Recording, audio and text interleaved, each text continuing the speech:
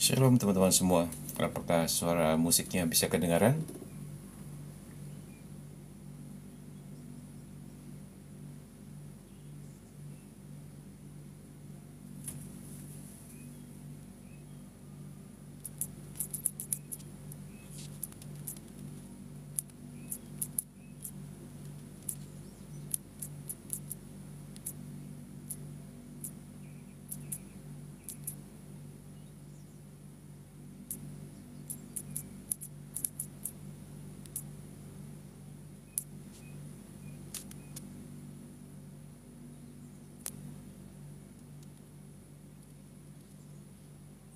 Salve, salve. Bagaimana? Apakah suara Mimin juga suara musiknya bisa kedengaran? Ini misterius tadi Mimin tes suara musik nggak masuk. Tapi pertama sekali masuk. Komen-komen ya.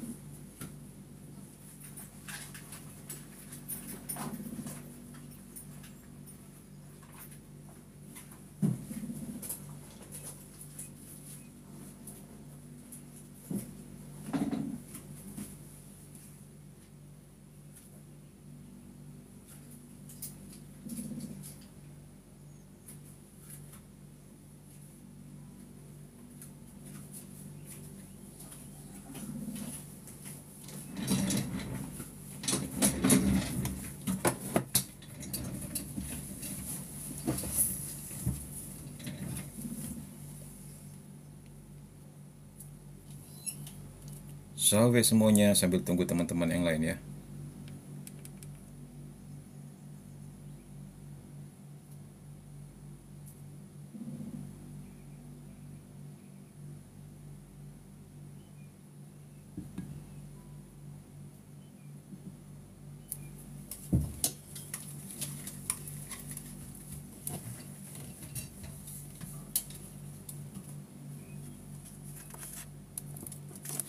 Oke, ya naikin dikit deh.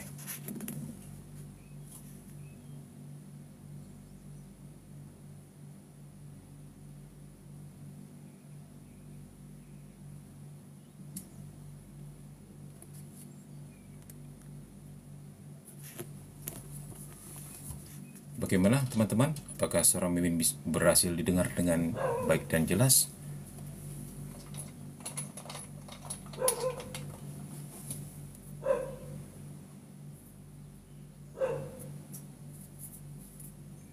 Min kemarin tunggu sampai jam 22.20 karena nggak ada jadi langsung tidur. Puji Tuhan sekarang bisa belajar lagi. Ya, kemarin ada kendala dengan HP Mimin ya. Jadi memang mau tidak mau kita mesti nunggu sehari. Puji Tuhan HP-nya sudah baik lagi dan kita bisa bertemu lagi ya.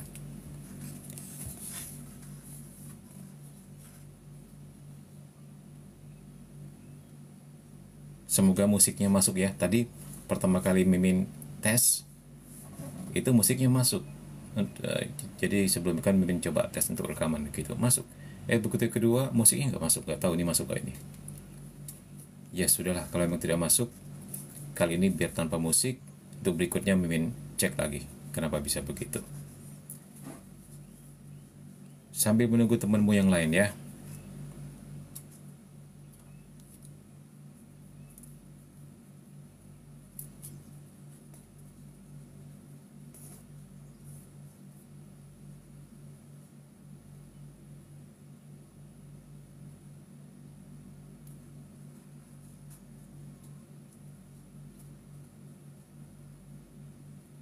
Selamat malam.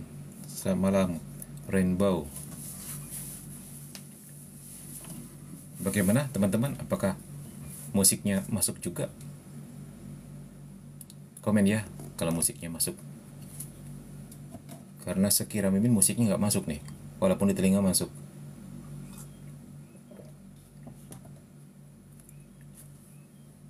Nggak ada musiknya. Nah itu kan nggak ada musik kan, nggak tahu nih kenapa ini.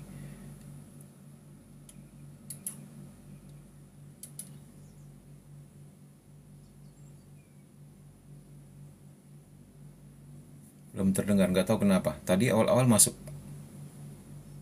Kita pakai musik dari itu aja, dari luaran aja ya. Sebentar, nggak usah pakai Bluetooth masuk Mimin.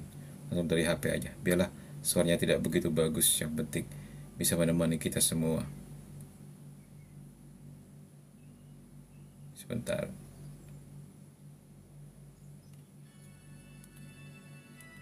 Ya, sini aja deh ya.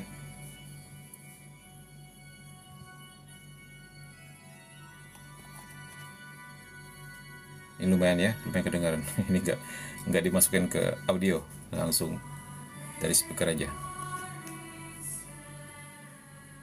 Oke teman-teman, kita siapkan hati kita ya.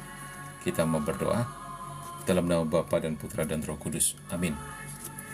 Bapa Surgawi, terima kasih atas satu hari lagi Kau tambahkan dalam hidup kami, dan akan kami gunakan untuk memuji dan memuliakan nama-Mu, untuk belajar lebih dalam lagi mengenal Engkau. Karena semakin mengenal-Mu, semakin kami mencintai-Mu. Dan pada malam hari ini, bukalah mata hati dan pikiran kami, agar kami lebih mengerti Ekaristi Kudus-Mu, dan dapat dengan layak untuk menyambutnya untuk kehidupan kami. Berkati kami senantiasa Tuhan, berkati kami semua yang hadir pada malam hari ini, berikan kami kesehatan, disembuhkan dari segala sakit penyakit, dan juga Engkau beri perlindungan supaya tidak ada gangguan apapun dari si jahat. Bunda Maria doakan kami, malaikat agung Mikael berperanglah bagi kami, para malaikat dan orang kudus beserta kami selalu. Kemuliaan kepada Bapa dan Putra dan Roh Kudus, seperti pada permulaan, sekarang, selalu, dan sepanjang segala abad. Amin. Ini kenapa ini? Live is sebentar ya. Bilangnya begini. Live visibility restrict for 10 menit. Your live is not eligible for recommendation or jadi live kita tuh dianggap apa? Akan di pending selama 10 menit. Maksudnya gimana ini? Kita not now aja deh. Nah.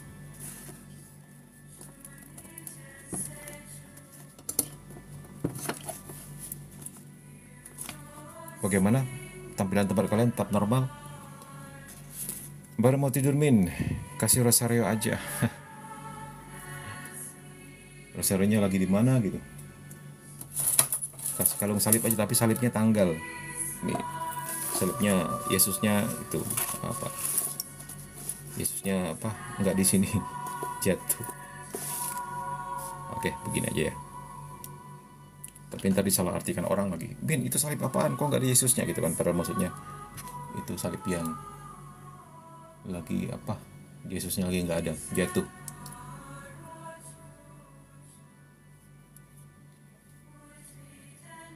Mungkin sekali-sekali on cam aja. Wah, bahaya.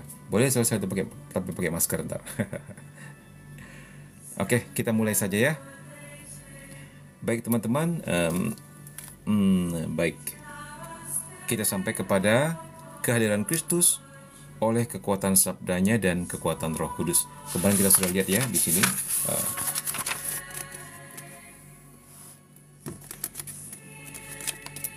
Dengan demikian kita harus memandang Ekaristi sebagai syukuran dan pujian kepada Bapa, itu sudah kita bahas.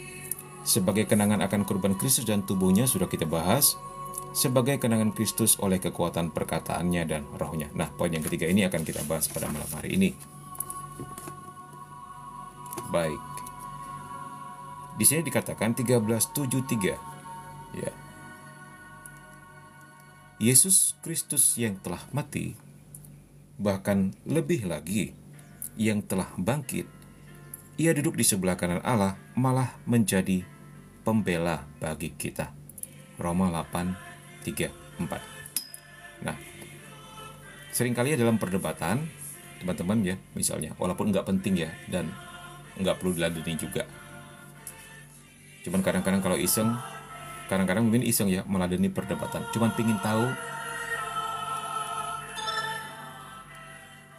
pingin tahu sejauh mana orang mengerti ajaran iman kita. Dari jawaban dia, kita akhirnya bisa menyimpulkan seperti ini ternyata pandangan mereka terhadap Gereja Katolik. Misalnya ketika kita menjelaskan tentang iman kita, kemudian ada yang tidak senang, tentu dari oknum ya, oknum non Katolik mengatakan, apaan sih Tuhannya mati, apaan sih Tuhannya disalib, berarti nggak kuat dong gitu. Kita bisa meladeninya dengan menjawab sebaik-baiknya, bukan dengan marah-marahan, bukan dengan nyinyir-nyinyir, tidak, tapi dengan penuh kasih. Dari pengalaman Mimin, justru jawaban yang penuh kasih, jawaban yang benar-benar strict to the point, itu buat mereka malah akhirnya pertama mungkin memang bermaksud menyerang, pada akhirnya oh ternyata begitu tuh, begitu cara berpikir mereka dan apa yang mereka alami. Itu mengalami shock terapi bagi otak mereka karena tidak pernah dikatakan seperti itu sebelumnya oleh pengajar-pengajar sebelumnya. Jadi ketika kamu berdebat pun ngomong yang benar-benar bukan untuk menyerang oknum, tidak. Wartakan saja iman kita sebaik-baiknya. Entah kamu ditertawakan, nggak apa-apa. Setidaknya dia bukan baca, dan kita nggak perlu sakit hati sama sekali. Karena kita sedang mewarta. Begitulah tugas pewarta ya. Mewartakan apa adanya. Ketika mereka terus-menerus menyerang Yesus telah mati, katakan dia telah bangkit. Nah ini dia maksud Mimin. Tapi dia sudah bangkit loh gitu. Dan membuka pintu surga untuk kita semua. Seperti berbicara kepada orang yang tidak tahu apa-apa. Begitu.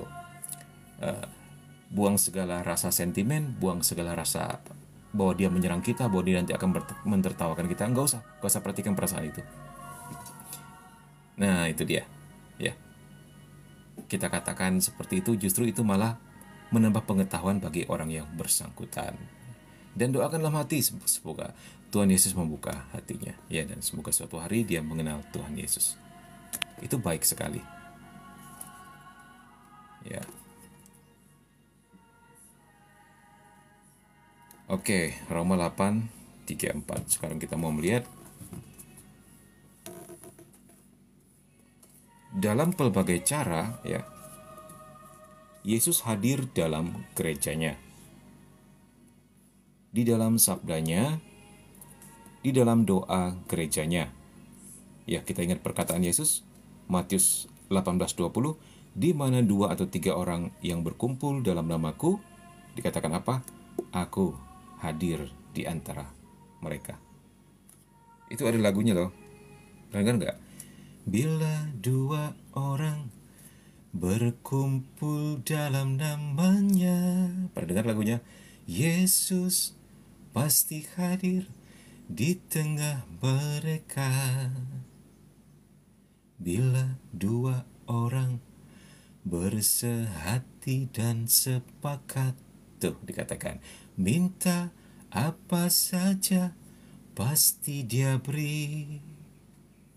Itulah janji Tuhan bagi orang percaya yang selalu berharap kepadanya. Memang lupa, terus apa ya? Pasti ada kesukaan di dalam hidupnya, berpengharapan dan berkemenangan. Nah itu dia, bila 2 orang ya, bila 2 orang hadir, dia ada di tengah-tengah mereka.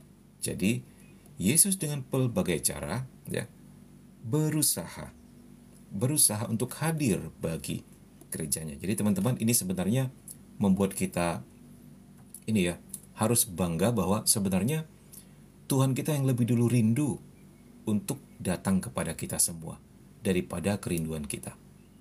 Wow, terima kasih untuk hearts-nya, mantap. Makasih ya. Salam kenal Min dari Paroki BMR Sukatani, salam kenal. Min, cincinnya keren ya, cincin cuma Min beli online ya. Kalau pingin, Min lupa tokonya apa, tapi Mimin ada simpan linknya kali ya, atau Mimin lupa ya. Cek aja di profile Mimin ya, bagian apa, bagian link ya.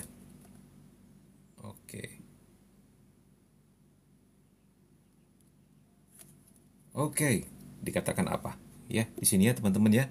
Ini sebenarnya menjadi sebuah kepastian, menjadi sebuah kekuatan bagi kita ya. Kalau 2 orang aja berkumpul ya dalam nama dia, dia hadir gitu ya.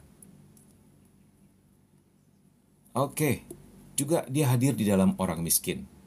Nah, ini dia. Ini membutuhkan kepekaan khusus untuk kita bisa temukan. Jadi, jangan heran kenapa para kudus tertentu sangat tersentuh dengan Yesus di dalam diri orang miskin. Teman-teman bisa melihat Mother Teresa ya, sampai meninggalkan biara lamanya, sampai meninggalkan profesinya sebagai guru ya. Jadi dia suster tapi juga guru. Waktu itu dia aslinya orang Albania, orang bule ya. Ketika dari biaranya dia ditugaskan ke India untuk mengajar gitu kan. Dia melihat banyak sekali kemiskinan di sana dan ternyata itu menyentuh dia. Di situ Tuhan berbicara, dia melihat Tuhan Yesus dalam diri orang miskin. Nah, pada saat itulah Tuhan memberi dia karunia dan pada akhirnya dia berani meninggalkan dalam tanda petik kenyamanannya atau apa dikatakan bahasa kalian itu apa? Zona nyaman ya.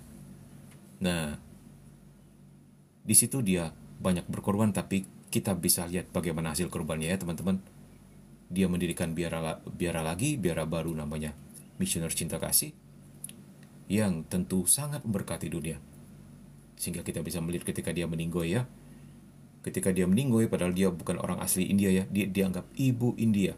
Bahkan dia diarak. Jadi jenazahnya diarak seperti warga militer, seperti militer di India sana. Luar biasa penghormatan orang terhadap dia. Kita bisa melihat bagaimana orang disentuh oleh rahmat ya. Kemudian dia terbuka untuk rahmat itu, dia menyambutnya dan buahnya luar biasa ya. Ya, semoga teman-teman semua nanti juga terpanggil untuk suatu hal ya.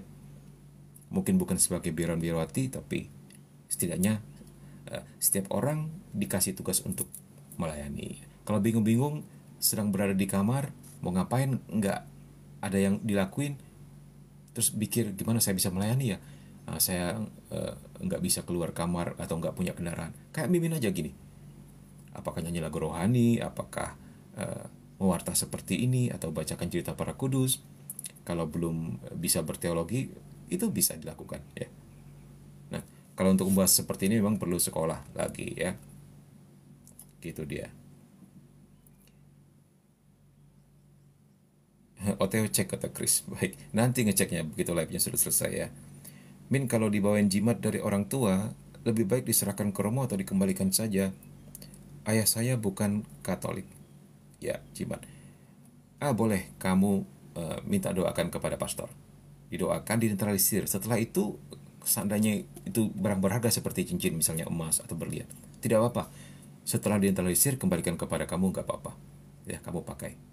Nah, tapi jangan pernah adakan ritual di situ. Intinya ya, semua barang-barang itu diciptakan Tuhan baik adanya ya teman-teman. Jadi jangan takut menjadi tidak netral lagi ketika diisi oleh sesuatu. Itu seperti yang telah kita bahas dalam demonologi di malam Jumat, itu seperti diinvestasikan. Jadi roh jahat diundang untuk mendiami benda-benda seperti itu, jadilah dia jimat dan sebagainya. Nah sekarang bagaimana untuk mengembalikan dia? Dinetralisir dengan doa pelepasan, dengan benda-benda sakramentali misalnya seperti air suci atau garam suci begitu. Setelah itu bisa dibuang atau bakar, tapi kalau itu benda berharga dan masih bisa berguna, tidak apa-apa sih sebenarnya kamu simpan ya. Begitu. Tapi untuk benda-benda yang bikin trauma dan tidak ada gunanya sama sekali seperti misalnya botol berisi air, nah itu kan justru akan semakin mengingatkan kita lagi kan akan peristiwa investasi tersebut, itu dibuang saja. Atau kain berisi mantra-mantra itu dibuang saja. Atau bahkan benda-benda tajam yang sudah karatan itu dibuang saja. Begitu maksud Mimin ya. Walaupun pada intinya sudah dinetralisir ya. Oke. Ayah saya bukan Katolik, didoakan ya supaya suatu hari mengenal Yesus. Min iseng nanya, pas bagian demonologi biasanya apa yang dibahas? Oh ya, boleh nggak sih kita minta air suci dari gereja? Boleh banget, justru gereja dengan sangat senang hati memberikan air suci, garam suci kepada umatnya ya. Nah kalau kamu ingin punya air suci yang lebih banyak atau garam suci yang lebih banyak, kamu bikin misa di rumah, jadi undang romo. Misa apapun itu, apakah misa syukuran, misa pemberkatan rumah, dan sebagainya. Sekalian minta romonya berkati air suci. Kamu sediakan 1 galon nggak apa-apa. Bilang aja untuk bagi-bagi kepada keluarga yang butuh di pedalaman gitu. Ya, kadang-kadang romonya nanya nih, kenapa sih banyak sekali gitu. Ya, kalau mimin sih, romonya udah ngerti ya. Kita 1 galon itu, karena untuk kita bawa ke pedalaman dibagi-bagiin. Begitu juga garam yang cukup banyak. Seandainya butuh banyak, tapi seandainya hanya untuk dirimu sendiri ya sudah. Nah, pada saat itu sekalian berkati garamnya air suci, sekalian berkati rumahmu. Gitu ya. Untuk mereka yang masih malu-malu minta ke paroki atau ke gereja, begitu caranya yang baik. Tapi kalau memang butuh sekali dan belum ada alasan untuk misa di rumah, ya boleh pergi ke sekretariat paroki bertanya kepada mereka ya. Apa ini? Maksudnya diisi ritual itu bagaimana, Min? Ya, dijadikan jimat. Ya, segala sesuatu sebenarnya bisa dijadikan jimat, teman-teman. Wah, ini kita jadi kembali ke demonologi lagi ya. Bahkan cincin ini loh, ya bisa Mimin jadikan jimat. Kalau Mimin lagi gila-gilanya. Ya, tapi biasanya mereka yang benar-benar dijadikan jimat, biasanya bukan hal-hal rohani ya. Apakah batu, apakah kayu, apakah hal-hal yang memang ditujukan untuk itu, jadi bentukannya memang seram gitu ya. Diisi, diadakan ritual di situ. Diundang roh-roh untuk datang mengisi. Begitu ya. Dan untuk menguatkannya lagi biasanya dilakukan kejahatan di atasnya. Nah, ya. Dilakukan apakah percabulan, apakah pembunuhan, apakah maksiat dan sebagainya. Itu untuk jimat-jimat level tertentu. Begitulah ya. Dan akhirnya seperti dikatakan kitab suci, apa, setan nggak kamu undang aja dia sudah berkeliaran seperti serigala mencari mangsa ya. Apalagi kamu undang dia untuk mengisi barang-barang tersebut ya. Mau sekali dia begitu. Itu bentukan ritualnya, tapi tentu kita tahu bahwa orang-orang atau kelompok atau sekte tertentu pasti punya ritus penyembahan setan yang tidak bisa digambarkan karena Mimin belum pernah join. Ya, mungkin seperti film-film kali ya. Cuman nggak saya simpan dompet saya, Min, saya tinggal di rumah. Eh, Kalau kamu tahu benda itu sudah diisi, tidak aman juga untuk simpan di rumah ya. Ikut anjuran Mimin tadi ya. Nanti cek lagi di VT-VT Mimin tentang deliverance dan bagaimana mengatasi. Jadi cek di VT Mimin ya, di bagian playlist ya. Di deliverance ya. Ini Mimin tunjukkan deh. Nah, ini kan banyak playlist nih. Ya. Cek yang deliverance ya. Itu banyak sekali tips dan trik, banyak sekali anjuran-anjuran bagaimana kita bisa mengatasi intervensi kuasa gelap apakah dari nih deliverance, apakah dari kerasukan setan, apakah dari gangguan astral, apakah dari jijimatan atau pernah kedukun dan sebagainya. Nanti diklik, dicek saja ya. Buat juga cek demonologi tentang lebih ke pengajaran, terus testimoni kesaksian mereka yang dilepaskan dari kuasa kegelapan dan sebagainya. Oke. Nah, ini larinya malah ke demonologi nih, teman-teman. Sebentar kita lihat ya. Nah, sekarang backsoundnya terdengar lagi.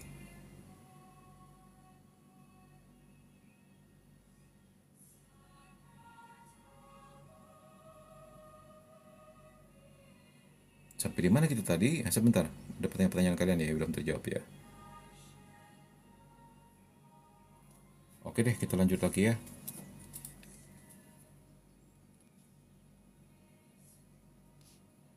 Oke, Min, nanti aku lihat playlistnya ya. Sebentar kita lihat.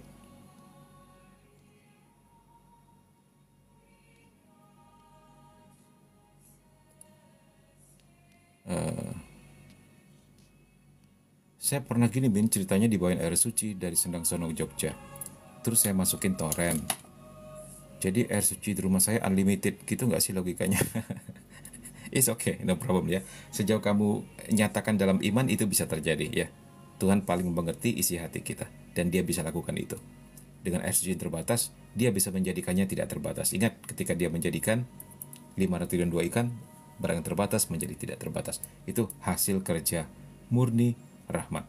Begitu ya.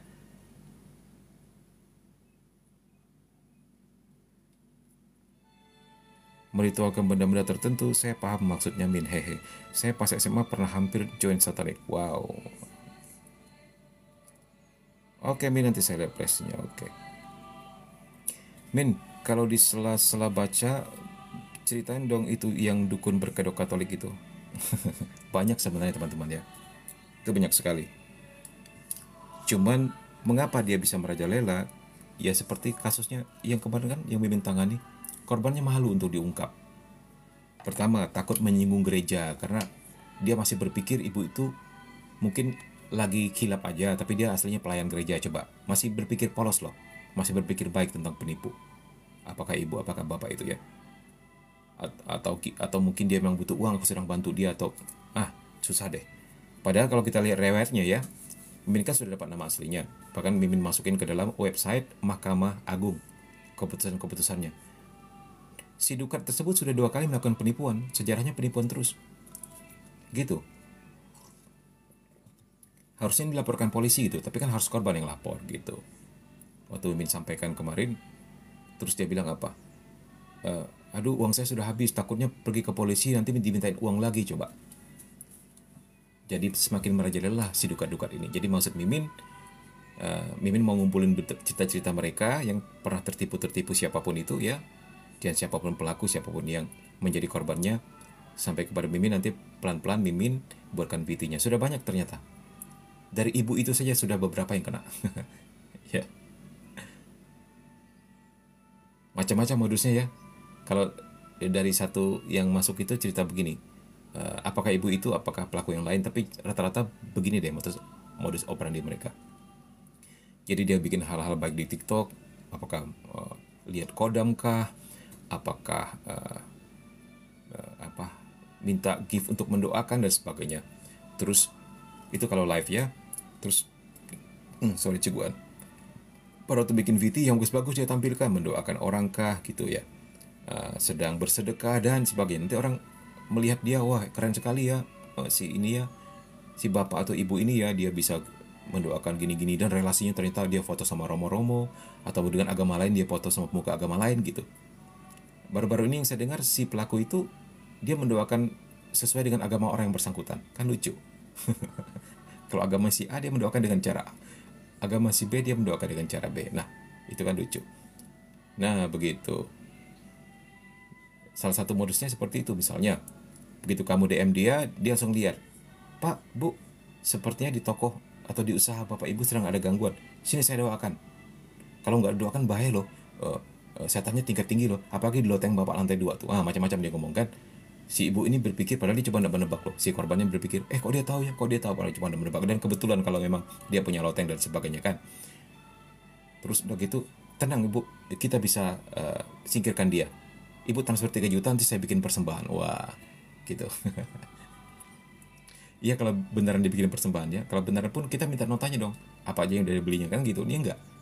3 juta, 4 juta, 5 juta. Nanti begitu udah selesai ya, begitu udah selesai. Nah, sekarang sudah selesai ibu, mantap. Nggak berapa lama kemudian, tiba-tiba dia telepon lagi. Ibu, satu orang saya meninggal bu gara-gara ritus itu. Aduh, ini kasihan anak istrinya nggak bisa makan gara-gara kasus ini. Bu, tolong bu bantu dia bu. Kirim lagi uang. Begitulah. Ya, jadi hati-hati ya teman-teman.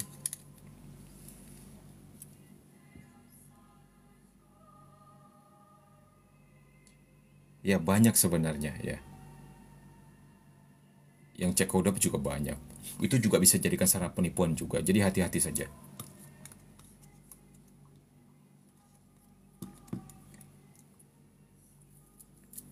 Cek kodam Min kemarin dapat sandal swallow. Soalnya gimana itu ceritanya cek kodam bisa dapat sandal swallow. Oke baik teman, kita lanjutkan ya. Tadi apa? Sudah bila 2 orang. Nah, kemudian kita cerita tentang Mother Teresa yang menemukan Yesus dalam diri orang miskin, orang sakit juga, ya. Orang sakit ini seperti orang kusta ya. Kelak pada akhir zaman Tuhan akan tanya apa?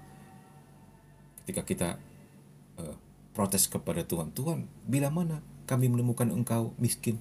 Bila mana kami menemukan engkau sakit? Bila mana kami menemukan engkau malang dan sebagainya? Tuhan saya jawab apa? Justru aku hadir dalam diri orang sakit, orang miskin, orang malang. Apa yang kamu lakukan untuk sesamamu, kamu lakukan untuk aku. Mate koen ya, digituin. Nah, juga di samping itu ya, Yesus juga hadir dalam sakramen-sakramennya yang ia ciptakan. Ada 7 sakramen. Sakramen adalah sarana keselamatan bagi kita. Dan ratu dan raja dari semua sakramen adalah Ekaristi. Semua berpuncak ke situ. Dalam korban misa dan dalam pribadi yang melaksanakan pelayanan imami. Jadi maksudnya dari pastornya. Jadi pastor ketika melaksanakan misa ya, seperti Mimin katakan sebelumnya ya, dia sedang menjadi in persona Christi, mempribadikan Kristus itu sendiri ya. Dan kenapa mereka bisa mudah percaya gitu ya Min? Nah, ini pertanyaan yang bagus. Kenapa mereka mudah percaya? Dan Mimin senang kamu bertanya seperti ini. Kamu bukan dalam arti gini, kok bego sih percaya? Nah, ada kawan-kawan di bawahnya bilang gitu. Ini sudah sebuah pernyataan penghakiman loh. Ya, kita nggak mengerti bagaimana situasi orang. Oh ya, walaupun itu salah, kita katakan salah. Tapi mengatakan atau menghakimi dia bego atau bodoh atau gimana gitu, aduh, ini takut kena ban oleh TikTok ngomong beginian. Itu hal lain lagi. Itu membuat orang semakin tidak mau ngomong, tidak mau bercerita, tidak mau lapor. Karena dia dianggap seperti itulah. Malu gitu. Jadi menjadi aib ya. Lagi pula ketika mintanya ya, kenapa ibu sampai seperti ini? Saya sudah sakit bertahun-tahun, nggak ada penyembuhan. Nah, mungkin dia salah jalan kan begitu ya, teman-teman. Terus yang satu lagi ibunya anaknya sakit, anak saya sakit, udah ke dokter pun diagnosanya begini-begini terus, ya sama aja mereka bilangnya dan misterius gitulah penyakitnya. Nah, terus saya akan lakukan apa saja supaya anak saya sembuh, coba ngomongnya begitu. Kan kasihan sebenarnya ya. Mereka tidak menemukan pendoa yang benar begitu loh. Nah, memang ketika digali-gali memang ada gangguan kuasa gelap. Karena suaminya simpan jimat lah, karena ibunya sering pergi ke dukun lah, jadinya kan begitu. Ketika didoakan beres semua. Artinya apa? Artinya memang ada kuasa gelap di situ. Dan malangnya ya, setelah ketemu beberapa dukun baru dia ketemu pendoa, kan begitu. Terakhir dia sampai trauma loh ketika mau didoakan oleh Komsa, kan tim Komsa ada juga di tempat itu ya, menawarkan mau didoakan nggak, dia udah ketakutan nanti seperti si Dukat itu lagi gitu kan, keluar uang banyak lagi sementara mereka sudah habis-habisan. Jadi kasihan loh, sampai berpikir aduh kok Tuhan seperti itu ya, justru mengasihi orang-orang penipu seperti ini gitu. Jadi pandangannya sudah seperti itu, dipikirnya pelayan Tuhan semua adalah penipu dan itu yang berkenan kepada Tuhan. Jadi aneh gitu. Apalagi waktu si Dukat itu mereka undang, mereka tidak lapor pastor paroki, tidak lapor atau minimal ketua lingkungannya gitu ya. Nah, ini bikin mereka tambah merasa bersalah lagi ya, macam-macam. Jadi ya sudahlah, doakan saja, terus kasih tahu tidak baik pergi ke dukun. Kalau sakit ke dokter, kalau diagnosanya tidak ditemukan ke dokter yang lain lagi, adakan perbandingan. Kalau ternyata sakitnya lebih ke psikis, pergi ke psikiater gitu. Terakhir begitu tidak ditemukan penyembuhan dan sebagainya, minta doa ya. Minta doa tidak harus kepada Komsa, kepada pastor atau kepada mereka yang dituakan, yang kamu kenal tentunya ya. Itu baik. Yang kamu anggap hidup rohaninya lebih baik. Itu baik daripada cari sembarang orang, panik, akhirnya malah mendatangkan ular naga kan. Begitulah situasinya teman-teman. Bohong aja kata Riko Atmaja. Welcome ya Riko. Semoga kamu senantiasa stay di sini dan mendapat berkat. Min, gimana Min supaya fokus pada saat Ekaristi? Bagaimana ya? Ya usaha saja. Apakah berhasil atau tidak berhasil? Tuhan sudah senang ketika kamu datang ke misa. Ya. Jadi jangan berpikir Tuhan sedih kalau begitu saya datang ke misa saya nggak fokus. Itu pertama dulu, sikap hati ya. Ketika kita sudah datang kepada misa, sudah berniat untuk menyambut tubuh dan darah Tuhan, itu Tuhan sudah senang. Itu pertama dulu. Apakah nanti berhasil mengikutinya dengan baik, itu hal lain lagi, karena itu butuh konsentrasi tertentu begitu. Ya, memang Mimin akui di dalam Ekaristi sulit untuk konsentrasi kalau banyak orang. Kita seringkali terdistract ya oleh pergerakan orang, oleh hal-hal fisik begitulah ya teman-teman. Melihat yang cantik, melihat yang ganteng atau apa gitu kan, itu juga, atau melihat yang baju yang mini-mini gitu kan. Atau mungkin ada yang di sini melihat pastornya ganteng gitu kan, melihat susternya cantik, menjadi motivasi untuk ke gereja. Is oke lah, anggaplah itu daya tarik awali. Uh, tetapi pada akhirnya nanti kita semua akan dimurnikan bagaimana kita benar-benar ingin bertemu sama Tuhan. Gitu. Setiap orang pasti punya waktunya masing-masing, tetapi kita mau berupaya untuk konsentrasi itu baik. Ya, jadi memang tidak ada tipsnya.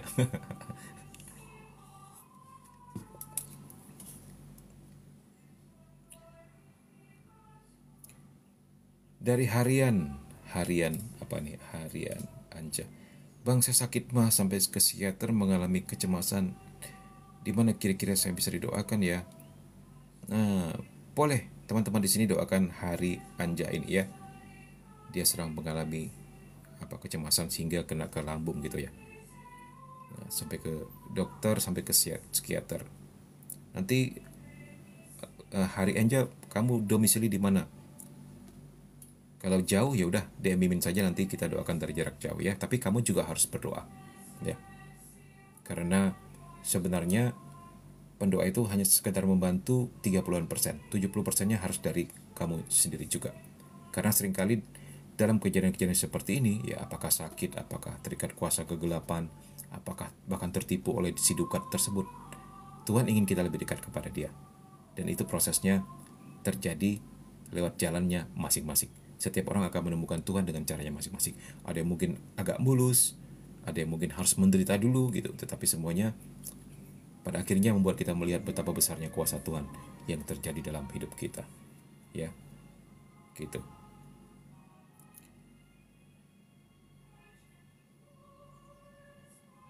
Entah pastornya ganteng apa kurang ganteng, tetap bikin gantuk nih.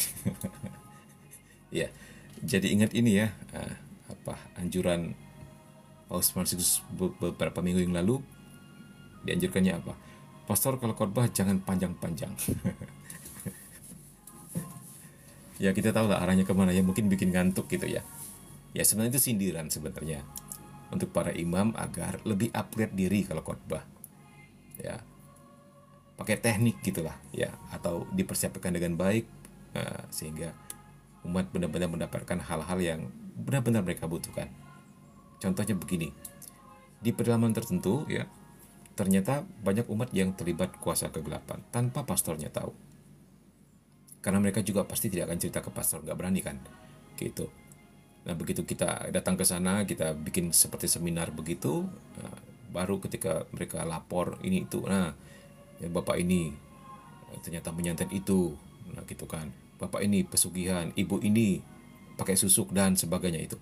Nah kalau hal-hal seperti ini nggak disinggung ya, nggak diterangkan, segala khotbah tentang hidup yang baik, ya, hidup yang berkenan kepada Tuhan itu mental semua, masuk kiri keluar kanan, nggak sampai ke hati. Kenapa? Karena akar masalahnya nggak diangkat. Jadi memang kita harus melihat, terutama umat di pedalaman ya, di Kalimantan ini memang mereka berjibaku dengan hal-hal spirit seperti ini. Kalian tahu sendiri lah Kalimantan seperti apa ya, gitu.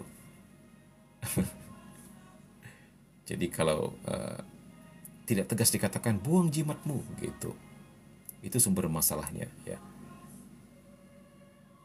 Jangan pernah pergi ke dukun lagi. Jangan sering minta dibukakan mata ketiga. Jangan sering main ramal-meramal atau bahkan main jelangkung misalnya gitu. Ya, belum pernah sih selama ini Mimin dengar khotbah di gereja yang menekankan begituan. Ya, kalau di pedalaman itu diperlukan ya. Atau mungkin orang-orang kota nampaknya nggak terlibat ya dengan kuasa kegelapannya. Padahal, banyak juga. Begitulah ya. Nah, apakah mungkin nanti Mimin dituduh nih, Mimin ini dikit-dikit setan?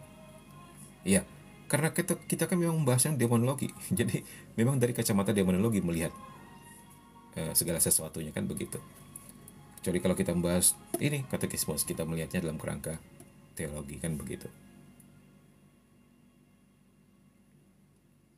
Apa doa yang bisa saya lakukan? Nah, cek juga nanti ya, siapa namanya, Harry Anja di playlist ya. Komsa KKSM, kamu cek. Nah, ini ada playlist ya, kamu cek Deliverance ya. Ini Deliverance. Di situ banyak anjuran-anjuran yang sudah tim praktekkan dan terbukti berhasil dan di-share kepada kita semua ya. Deliverance. Baca itu. Boleh juga untuk pengetahuannya demonologi. Orang kalau tidak mengetahui demonologi gampang sekali menjadi korban penipuan para dukun. Apakah dukun Katolik, apakah dukun Protestan, apakah dukun Islam. Semua agama sepertinya punya dukun-dukunnya masing-masing dengan agama masing-masing. Jadi dukun yang berkedok agama begitu kan. Nah, kalau kita teologinya sudah lebih mapan atau sedikit lebih tahu dari orang biasanya, demonologinya juga kita sedikit tahu lah begitu. Tidak gampang ya ditipu, maksud Mimin. Nah, Mimin mau tunjukkan lagi kasus orang yang ngeluh kepada Mimin ketika kita bercerita tentang dukat ini ya, teman-teman. Dia bilangnya gini, Min, aku juga pernah ngalami hal yang sama, tapi dari kelompok doa tertentu. Min tahu nggak kelompok doa ini disebut? Ah, Mimin tahu namanya ya, tapi nggak tahu sepak terjangnya seperti apa. Oh, ternyata dia bilang gini, kamu harus ikut saya. Sekarang kita mau doakan papamu, katanya. Kita bawa ya.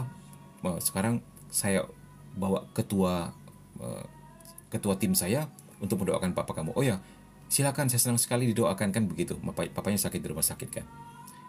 Jadi dia nih benar-benar umat Katolik yang tidak mengenal kelompok doa apapun sebelumnya begitu. Jadi dia senang ada yang mendoakan ya. Apalagi papanya sudah di rumah sakit beberapa hari dan belum ada yang mendoakan. Nah, ternyata begitu cara mendoakannya aneh-aneh. Cara mendoakannya dengan menghakimi. Bapak, kamu pernah pergi ke dukun, Bapak. Bapak, kamu simpan barang di sini. Bapak, kamu begini. Jadi dosa-dosanya diungkap semua. Belum tentu benar juga gitu loh. Cenderung menghakimi. Udah gitu, walaupun mereka mendoakan pada akhirnya. Walaupun pada akhirnya doakan. Ya, tapi seperti itu. Terus si anak ini bilang, saya merasa nggak nyaman loh, Min, doa seperti itu katanya. Walaupun saya terima kasih sih doakan, tapi seperti papa saya dibilangin gini-gini gitu, saya juga bahkan dibilangin ada isinya lagi gimana begitulah ya. Nah, udah gitu, terus udah gitu saya diajak bergabung dengan kelompok itu, saya nggak mau, dan sepertinya mereka sinis sekali dengan saya. Dan pernah sih memang saya hadir beberapa kali, tapi kayaknya kelompok itu suka menjelek-jelekkan kelompok lain gitu, mengatakan kelompok mereka yang paling benar.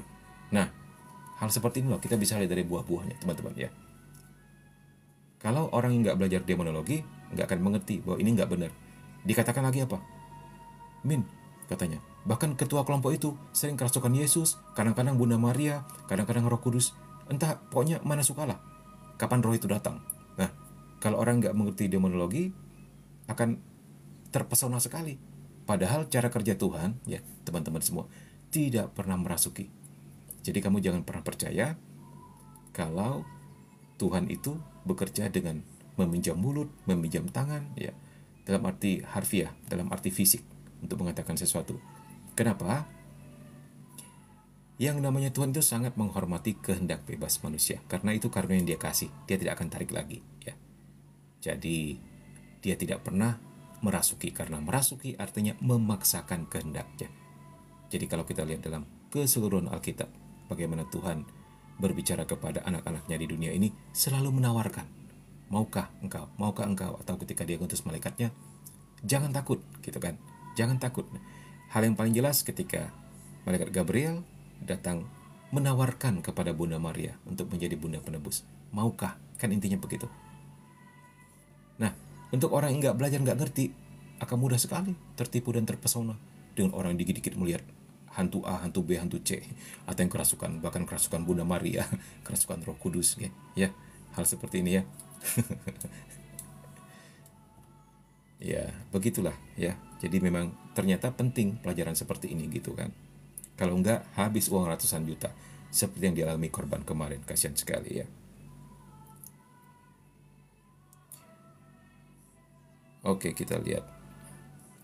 Bang, kalau di gereja di mana Bang ada perkumpulan doa kayak Abang ini? Sebentar, Harry Angel. Wah, Harry Angel kalau dalam bahasa Inggris. Bang, paroki mana? Atau mungkin belum baca kali ya, kamu tulis apa ya?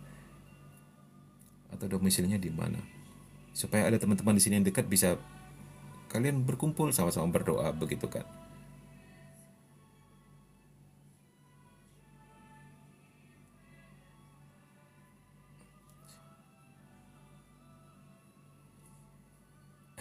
Iya. Oh iya, kalian sedang ini ya, sedang bercakap-cakap bagaimana berkonsentrasi pada saat misa. Iya, itu susah juga dari tipsnya gimana-gimana gitu ya. Karena setiap orang akan menemukannya masing-masing gitu. Salve salve juga. Dari Aka, pengertian kodam dalam agama Kristen apa ya Kak? Kodam itu roh jahat, setan. Langsung saya dikatakan demikian. Ya, kodam yang kamu miliki yang benar-benar kodam, artinya kodam itu penjaga ya, adalah malaikat pelindung, adalah Roh Kudus, adalah Tuhan Yesus sendiri. Itu kodam kita. Ya, tidak ada yang lain. Tidak ada yang ayam lah, macan lah, apalagi kunti lah jadi kodam ya. Itu mah ketempelan bukan kodam. Itu justru hal yang harus dibuang, bukan dibanggakan. Atau roh leluhur katanya. Ini hati-hati dengan kata roh leluhur nih.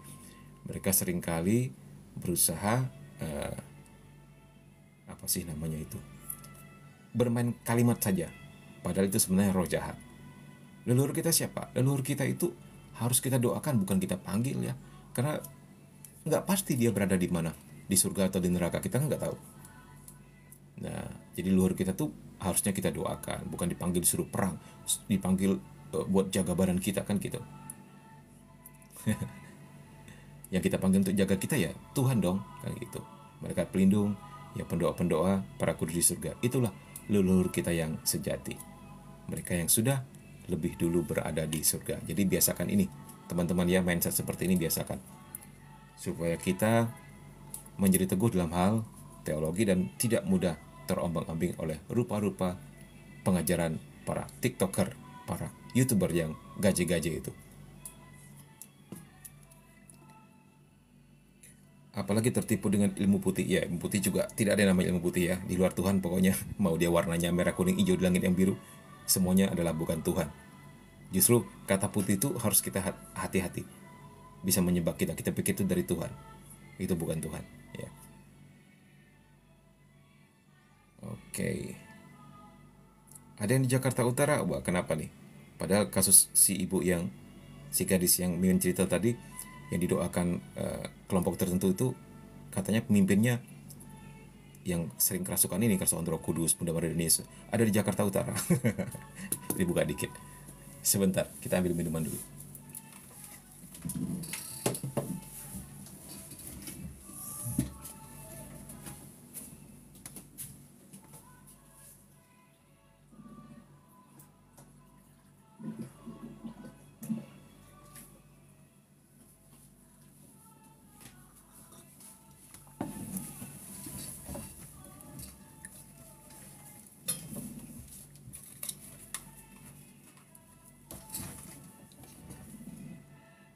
Oke, kita lanjut ya, teman-teman semua.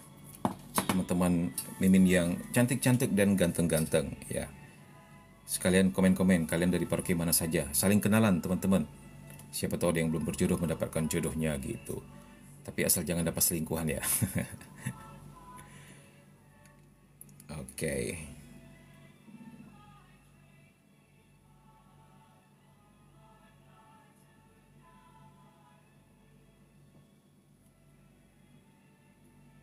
Iya, DM saja. Nanti Mimin bantu doakan ya untuk mereka yang tadi bilangnya butuh doa. Ya, begitulah kita bantu juga.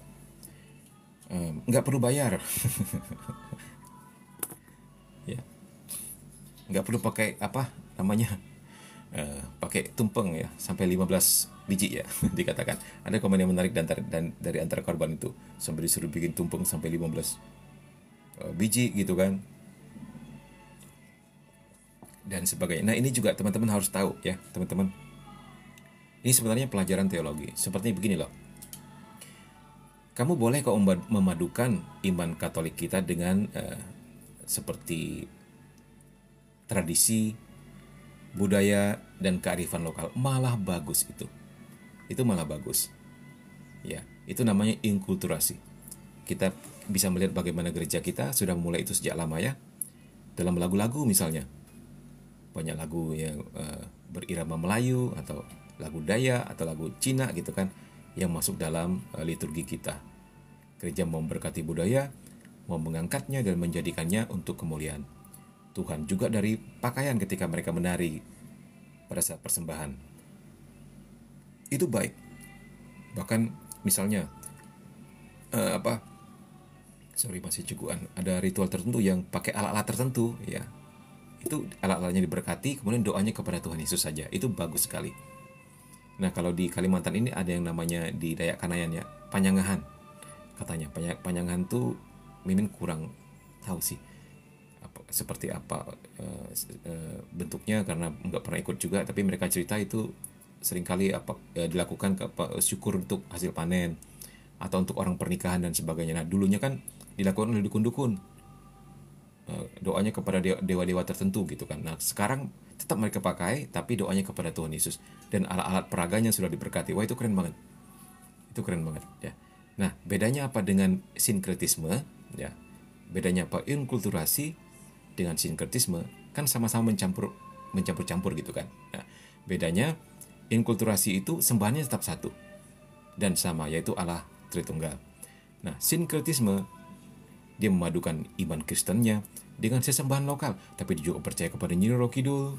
Dia juga percaya kepada siluman penunggu gua ini dan kadang-kadang kasih persembahan ke sana. Nah, ini sinkretisme. Ya. Dan ini bisa menjadi celah untuk penipuan. Dianggap doa Katolik nggak kuat, akhirnya dia katakan begini, ya udah kita bikin persembahan kepada Nyi Roro Kidul misalnya. Mulailah bikin tumpeng, dilarungkan ke laut dan sebagainya. Oh, kita bikin sesajen kepada makhluk yang diam di pohon besar. Banyak sekali doa-doa orang udah dikabulkan. Misalnya gitu. Apalah syaratnya? Kita nggak pernah tahu ya, macam-macam. Nah, kita pun bisa bikin persembahan yang sama. Kalian tahu apa itu? Adalah misa, teman-teman. Tidak ada lagi yang lebih tinggi daripada misa. Karena dalam misa yang dipersembahkan bukan tumpeng, bukan kembang, bukan apakah anakmu yang berharga untuk dikorbankan atau istrimu yang tercinta untuk dikorban, tapi Tuhan Yesus itu sendiri, Putra Allah itu sendiri, ya, yang dipersembahkan, yang dikorbankan untuk dosa-dosa kita. Enggak ada lagi sesajen persembahan yang lebih tinggi dari itu, gitu loh. Jadi kalau kamu pingin selamatan ya misa, dengan intensi misa, misalnya syukuran, gitu loh. Nah, seandainya masih mau melestarikan budaya tentang pakai sesajen dan sebagainya, it's okay, no problem. Tapi itu anggap sebagai sebuah simbol dan tujukan untuk Tuhan. Ya. Tujukan untuk Tuhan Yesus itu. Ya, karena kenapa dianggap sebagai simbol? Ya, karena nggak ada yang lebih tinggi daripada misa. Disitulah putranya sendiri telah mempersembahkan diri untuk dosa-dosa manusia.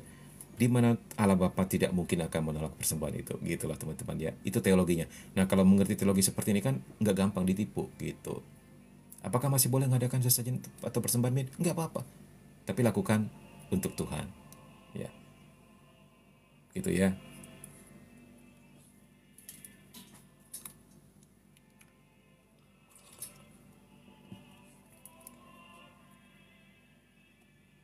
Ya benar, inkulturasi tapi jangan sinkretisme, itu benar sekali ya. Jadi kalian harus bisa, terutama untuk orang-orang di pedalaman, bisa membedakan yang mana ritual ya. Nah, ini dia. Yang mana budaya. Seringkali mereka tidak bisa membedakan itu. Dipikirnya ritual itu bagian dari budaya. Padahal ritual itu kan memanggil sesuatu. Ya, memanggil roh-roh tertentu untuk dimasukkan atau ditempelkan ya, kepada benda tertentu atau untuk memohon apa gitu. Itu ritual. Nah, sementara budaya itu pure, seperti tari-tarian, seperti alat peraga yang mereka gunakan ya.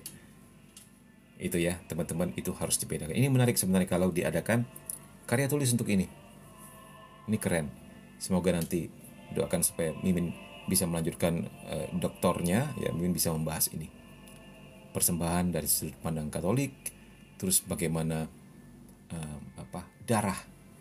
Kan seringkali orang ketika melakukan persembahan seringkali potong ayam, potong babi. Ini tentang darah. Sementara kita dalam tanda petik kita potong Tuhan Yesus.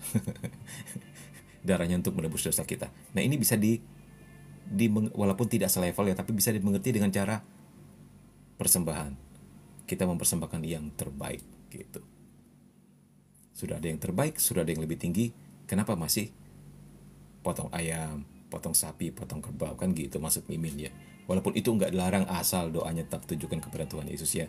Walaupun itu levelnya sudah di bawah persembahan misa. Min, apakah saya boleh kirim pesan untuk minta saran tentang hal yang mengganggu saya? Boleh, silakan kirim saja ya.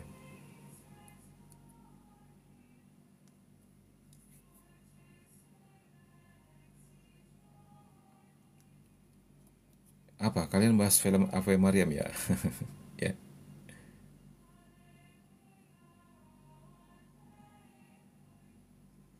Min, kan di film Ave Mariam itu pastornya tetap jadi pastor nggak sih? Kok malah dengar pengakuan dosa sih?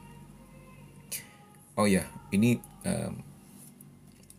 mesti ditanyakan kepada pastor yang mendalami hukum kanonik, tentang pastor yang gimana ya, yang melenceng lah ya dari tugasnya, apakah jatuh cinta dan kemudian bahkan lebih parah lagi melakukan hubungan seksual gitu ya dengan suster dan sebagainya. Gereja tidak bisa, dalam arti ini uskupnya tidak bisa memecat dia sebagai pastor kalau dia tidak mengundurkan diri, tapi dia bisa dimutasi untuk dididik ya, bisa disimpan di mana gitu untuk dididik, jadi berusaha untuk menyembuhkan gitu ya. Kalau memang nggak bisa sembuh ya tentu terus dipantau ya, misalnya disimpan di paroki mana, apakah di Indonesia, apakah di tempat lain, enggak. Itu sudah diatur oleh uskupnya.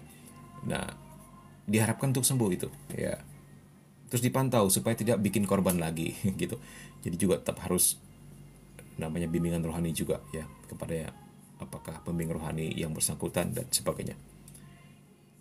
Terus kalau ternyata dia memang memutus untuk keluar, nah itu namanya laikalisasi ya, jadi diproses di Roma begitu untuk ke imamatnya. Ini masuk ke dalam hukum kanonik ya, jadi memang dalam hal ini agak rumit teman-teman. Kan ada yang komen di bawah itu kan, sepertinya komennya lucu-lucuan aja, dibilang gini, lah kalau gitu nunggu dia berbuat yang kedua kali lagi dong baru bisa di apa sih namanya, di ekskomunikasi atau gimana. Ada yang berpikir seperti itu juga ya. Jadi memang kita serahkan kepada uskupnya bagaimana pendidikan imamnya yang mengalami hal seperti ini ya. Ini sebenarnya sudah di luar kemampuan mimin untuk menjelaskan ya. Ini tugasnya pastor ini.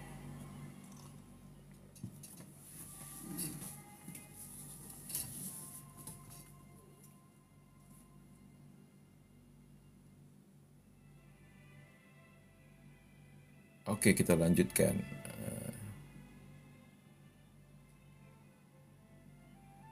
Izin tes saram Om. Nolan dari Roma. Wow, keren nih. Roland berasal dari Roma. Buku buat belajar eksorsisme, demonologi dan lain apa, Min? Apa ya bukunya ya? Oh, buku yang bagus. Ini dari Pastor Robini. Boleh dibeli. Lihat aja di linknya Mimin ya. Nanti cek setelah live ini selesai, cek di profile Mimin yang ada linknya, boleh. Mimin kasih link Shopee di situ. Ya, lumayan lah. Dari kalian Mimin bisa dapat 3.000 4.000 mungkin ya. Tapi mau cek langsung di Shopee juga nggak apa-apa, ini judulnya. Ini baik untuk awam. Ini bahasa Indonesia. Buku-buku Mimin yang lain rata-rata bahasa Inggris masalahnya. Ya. Seperti ini yang kita bahas tiap malam Jumat. Nah, ini yang sudah habis kita bahas kemarin ya. Satu lagi di PDF. Ya, itu nggak ada bukunya. Monsignor Stephen J. Rossetti. Ini juga dan sebagainya ya.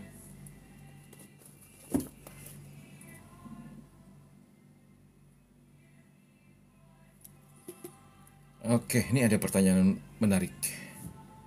Min, bagaimana dengan orang Chinese yang sembahyang menggunakan dupa saat Cheng Beng ya?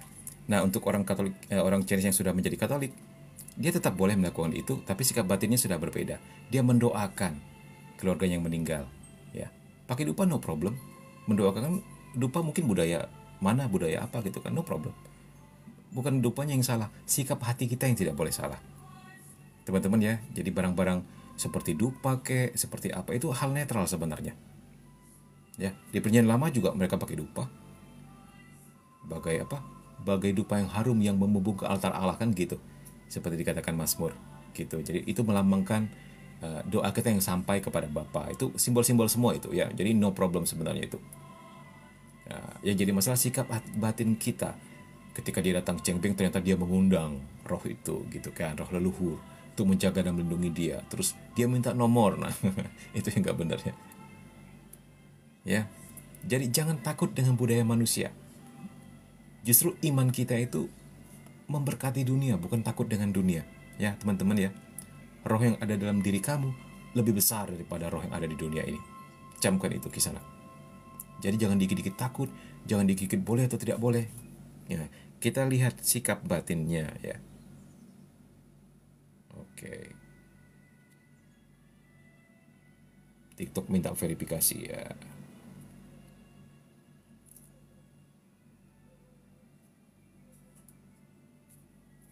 Min, bagaimana dengan mengusir roh jahat dengan roh leluhur? Maksudnya bagaimana? Bagaimana membedakan mungkin ya atau gimana ini? Min, aku sempat takut, nyesel nggak ke pastoran? Ayo gimana? Eh, Coba pertanyaannya dibuat lebih baik lagi. Min kurang mengerti. Sambil kita lanjutkan terus ya. Ini kok jadi demonologi sih ini? Padahal ini katekismus loh. Aduh.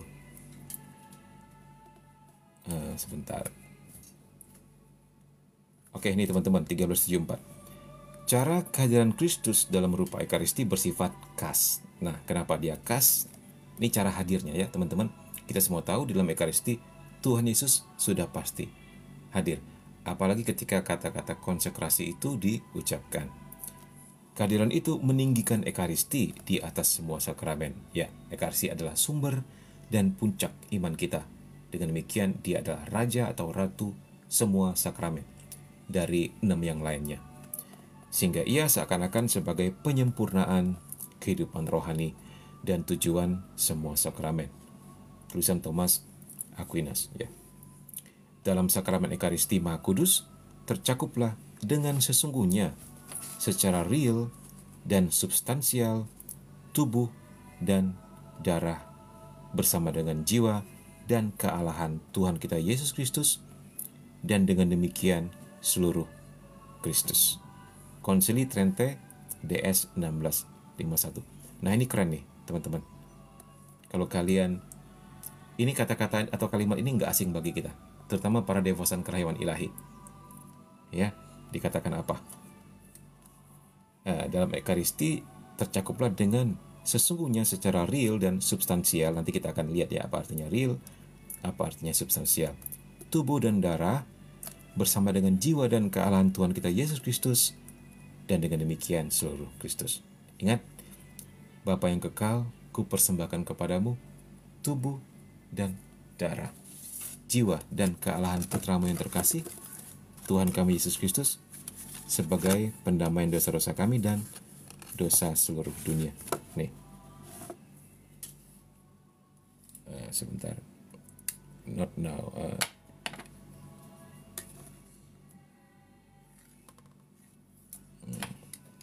Kena lagi, kena merah TikTok. Apa sih disuruh nampakkan diri ya? Sebentar, kita lihat di sini. Mana ya? Ada di sini nih.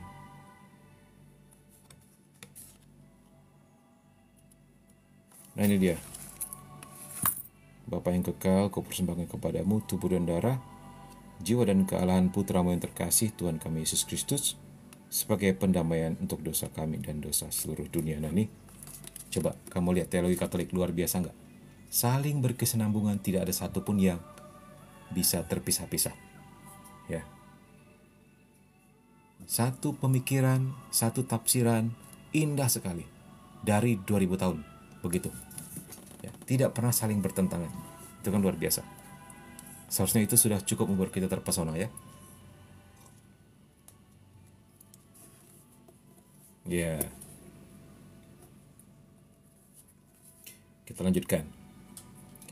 Bukan secara eksklusif kehadiran ini disebut real, seakan-akan yang lain tidak real, melainkan secara komparatif, maksudnya ia diutamakan ya, karena ia bersifat substansial. Karena di dalamnya hadirlah Kristus yang utuh, Allah dan manusia. Nah, mengertilah maksudnya ya teman-teman di sini. Ya, ini sebenarnya untuk lebih menekankan lagi hal di atasnya. Oke, kita akan lanjutkan 1375. Sebentar kita lihat dulu kalian komen-komen apa di situ.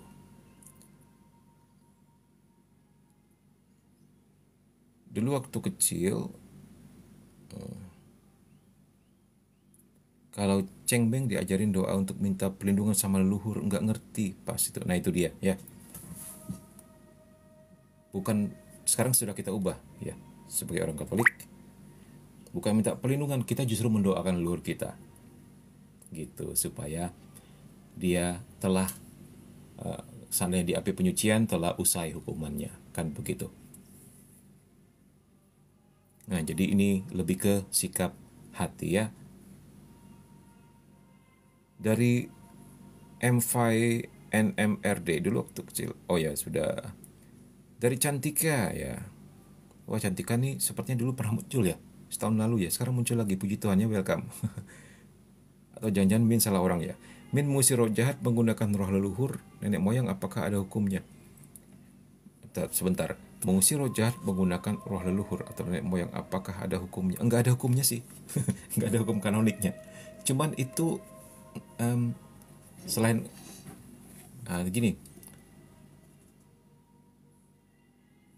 hati-hati dengan istilah leluhur, gitu kan? Hati-hati dengan istilah nenek moyang, karena sebenarnya kita nggak pernah tahu leluhur kita atau nenek moyang kita itu yang belum mengenal Kristus itu di mana, apakah di surga apa di neraka. Jadi tidak aman mengajak mereka untuk menyerang setan. Kalau ternyata amit-amit ya mereka tidak di surga, gitu. Dan ketika kita mengatakan kita mengundang leluhur, kita mengundang nenek moyang, ternyata yang datang roh yang lain. Nah, seringkali begitu dalam pengalaman Mimin, percayalah. Ya. Hampir selalu yang hadir itu roh yang lain, yang nyamar. Jadi yang katanya leluhur kita, yang katanya nenek moyang kita, itu nggak akan bisa dipakai untuk ngusir setan. Ya. Malah diketahui nama setannya. Itu ternyata setan yang menyamar, misalnya begitu. Jadi paling aman adalah tetap mengundang Roh Kudus, mengundang kuasa Tuhan Yesus, minta bantu doa-doa para kudus terutama Bunda Maria. Jadi kalau tanya hukumnya apa? Hukumnya nggak ada hukum kanoniknya ya, tetapi bisa dikatakan menduakan Tuhan ya. Ya mungkin melanggar hukum pertama lah, menduakan Tuhan. Nah, terus juga korbannya nggak bakalan sembuh.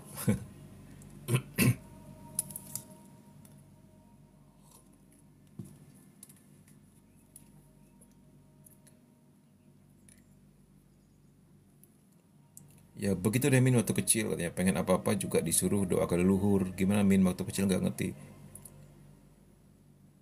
No problem kalau memang nggak ngerti ya. Yang penting nanti kalau one day akan pergi ke sakramen tobat, itu bisa diakukan. Ya, tapi juga sebenarnya bukan salah kamu, kan memang diajar seperti itu. Ya, tapi nggak apa-apa diakukan saja. Kalau belum pernah diakukan.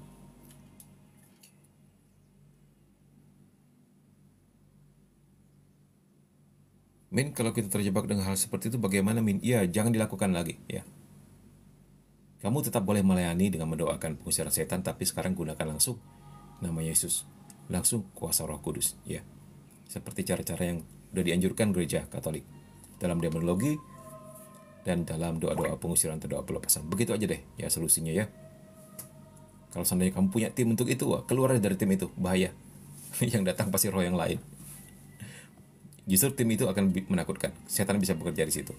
Seperti yang cerita tadi ya, ada tim ya yang mendoakan ya. Sebenarnya kalau sekedar mendoakan bagus, mereka mendoakan pakai 77 kali Bapa Kami dan sebagainya. Tapi pakai penghakiman, pakai kesombongan, terus merendahkan kelompok yang lain. Terus dalam hidup mereka katanya mereka tidak boleh punya masalah, tidak boleh menderita, tidak boleh miskin gitu loh. Benar-benar kayak teologi kemakmuran. Karena anak Tuhan katanya anak raja, tidak boleh menderita, tidak boleh miskin. Itu yang kelompok yang tadi kerasukan Roh Kudus itu tuh. Itu kelompok Katolik loh, namanya nama Katolik. Min nggak perlu sebutkan namanya ya. Semoga cuman oknum ya. Semoga cuman oknum, bukan mewakili kelompok doa tertentu bagaimana gitu. Nah ini dia ya teman-teman, kalau kita nggak punya teologi yang kuat, nggak belajar angelologi dan demonologi, mudah sekali kita diombang-ambingkan oleh rupa-rupa pengajaran ya. Jadi hati-hati, karena itu menjadi sebuah lahan yang subur bagi para dukun-dukun Katolik ini atau dukun-dukun Kristen ini untuk bekerja di wilayah abu-abu seperti ini. Nah, bahkan ada yang DM Mimin lagi kemarin. Min, aku juga ketipu oleh si Dukat itu, Min. Dukat yang sama yang Mimin ceritakan kemarin ya. Bahkan, tahu nggak, Min? Aku kenal si Dukat itu dari mana? Dari mamanya Romo loh, Min. Gila nggak? Dari mamanya Romo. Nah, tahu-tahu begitu aku dengar terakhir, kan aku udah kena nih, Min. Walaupun nggak terlalu banyak, cuma perhiasanku habis ya. Tapi mamanya si Romo, Min, katanya habis-habisan loh, Min, katanya. Coba, mamanya si Romo loh bisa kena. Ya, miris ya, teman-teman. Jadi Mimin nggak mau dukat-dukat ini merajalela. Di IG bahkan ada yang komen sini sebegini. Min, nggak bijak loh kamu ungkap seperti ini. Mending kamu datangin orangnya langsung terus kamu bilang ini nggak, ini begini begini begini. Daripada kamu bongkar seperti ini, kamu seperti bongkar kejelekan agamamu sendiri. Bilang gitu coba. Ada komen begitu di IG. Min cuma ketawa aja. Gitu kan, teman-teman. Mereka sudah meninggal loh, baik ya, kalau kita yang hidup kirim doa buat sudah meninggal. Iya benar. Lagi lihat price yang Nevarisin mantep juga ya dialog. Nah itu dia, Nevaris itu pelajaran demonologi yang paling mantap. Itu 90% pelajaran benar-benar Katolik punya. Ajaran gereja Katolik ya. Nonton film Nevarius. Itu kekuatannya di percakapan. Itu mengungkap rahasia daripada si jahat itu. Teologi Katolik, demonologi Katolik, terus juga hal-hal yang di-sharingkan oleh para eksorsis dimasukkan ke dalam situ. Boleh banget nonton film Nevarius itu. Jangan-jangan itu dukun Moon yang ini komen. Si dukun. Bisa jadi ya. Atau anaknya si dukun. Atau tantenya si dukun ya. Ya begitulah. Dia menangkapnya secara berbeda ya. Oke, setengah jam lagi teman-teman. Kita lanjutkan. Ini malah ke dukat. Padahal kita di sini harusnya membahas Ekaristi ya. 1375. Kristus hadir dalam sakramen ini oleh perubahan roti dan anggur menjadi tubuh dan darahnya. Bapak-bapak gereja menekankan dengan tegas iman gereja bahwa sabda Kristus dan kuasa Roh Kudus bekerja begitu kuat sehingga mereka dapat melaksanakan perubahan ini. Nah, jadi ketika terjadi proses transubstansiasi itu, ya, nanti akan dijelaskan apa itu transubstansiasi ya. Itu terjadi karena kata-kata Yesus dan kekuatan Roh Kudus ya, teman-teman. Pada saat itu roti berubah menjadi tubuh Kristus dan anggur berubah menjadi darah Kristus. Kita melihat di sini Santo Yohanes Chrysostomus menjelaskan, bukan manusia yang menyebabkan bahwa bahan persembahan menjadi tubuh dan darah Kristus, melainkan Kristus sendiri yang telah disalibkan untuk kita. Imam yang mewakili Kristus mengucapkan kata-kata ini, tetapi daya kerjanya dan rahmatnya datang dari Allah. Inilah tubuhku, demikian ia berkata. Kata-kata ini mengubah bahan persembahan itu. Nah, ketika kata-kata itu diucapkan, ya, kata-kata Yesus dengan kuasa Roh Kudus terjadilah transubstansiasi. Apa itu transubstansiasi? Substansinya nyebrang atau trans. Ya, materinya sama tapi substansinya menyeberang atau trans. Materinya tetap roti, tapi substansinya, hakikatnya, intinya dia telah menjadi tubuh Kristus. Gitu. Transubstansiasi.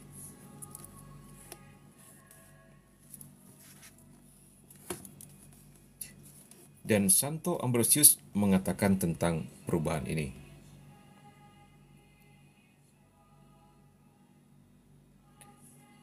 Di sini terdapat sesuatu yang tidak dibentuk alam, tetapi yang dikonsekrir dengan berkat Dan daya guna berkat itu melampaui kodrat. Malahan kodrat itu sendiri diubah melalui berkat. Nah, kita lihat di sini ya. Dengan pemberkatan tersebut, hal yang kodrati diilahikan, teman-teman.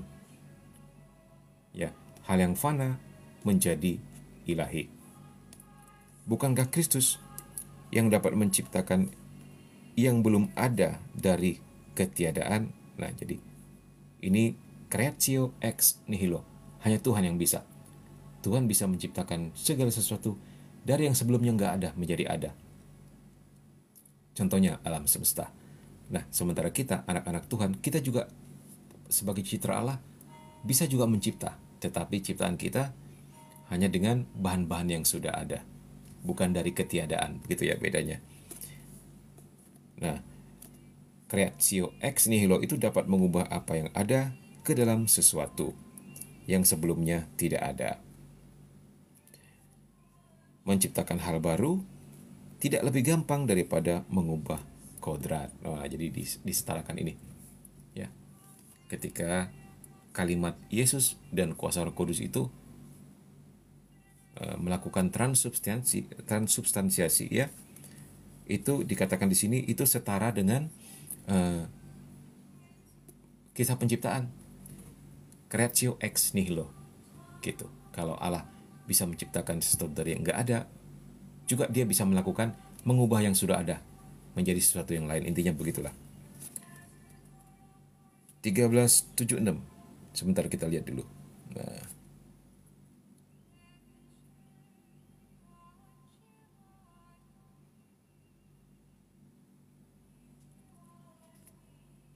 Min, Tuhan baik banget, masih kasih nafas sampai sekarang. Yes.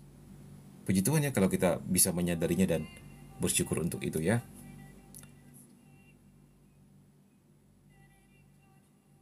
Min jarang upload YouTube lagi ya. Nah, ini yang pengen Min dengar. Oke deh, nanti Min upload lagi ya. Nggak sempat aja kemarin. Nanti Min upload lagi. Udah numpuk ini yang mau diupload ini. Ya.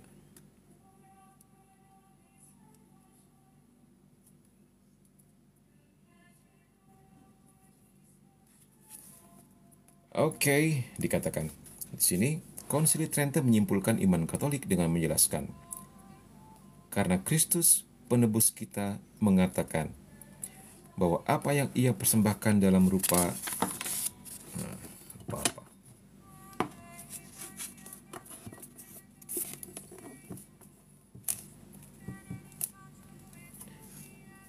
roti adalah benar-benar tubuhnya, maka di dalam gereja Allah selalu dipegang teguh keyakinan ini.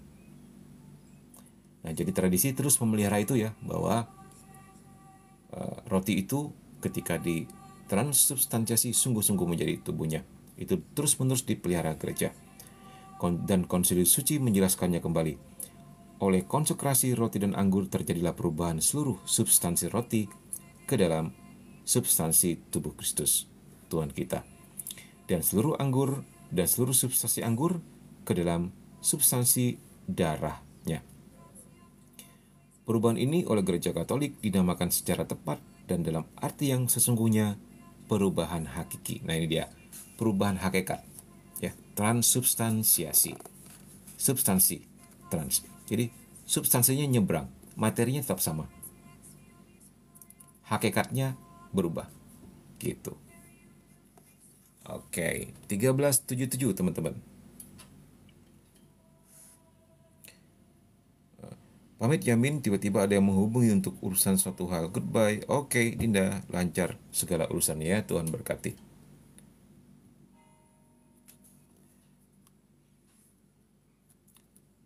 Kehadiran Kristus dalam Ekaristi mulai dari saat konsekrasi dan berlangsung selama rupa Ekaristi ada. Ini terjemahannya, maksudnya begini. Kehadiran Kristus dalam Ekaristi itu terjadi mulai pada saat konsekrasi dan berlangsung selama adanya Ekaristi, gitulah. Di dalam setiap rupa dan di dalam setiap bagiannya tercakup seluruh Kristus sehingga pemecahan roti tidak membagi-bagi Kristusnya, maksudnya gitu. Ya, ketika roti itu dipecah, ya teman-teman, tetap dia Kristus yang satu dan sama, bukan Kristus satu, Kristus dua, Kristus tiga, maksudnya begitu ya. Nah, ini ada lagunya loh. Ya, mungkin tahu lagunya. Maukah kau jadi roti yang terpecah bagiku? Maukah kau jadi anggur yang tercurah bagiku? Pernah dengar lagu itu? Maukah kau jadi saksi memberitakan Injilku, melayani, mengasihi lebih sungguh. Ya, begitulah kurang lebih, atau lupa ya. Ya, itu lagunya itu. Ya, maka kau jadi roti yang terpecah bagiku. Maka kau jadi anggur yang tercurah bagiku. Itu tetap Yesus yang satu dan sama. Apakah yang dibagikan cuma anggur saja atau yang dibagikan cuma hosti saja, itu tetap Yesus yang satu dan sama. Maksudnya begitu. Nah, akan jelaskan lebih lanjut di sini. 13:78.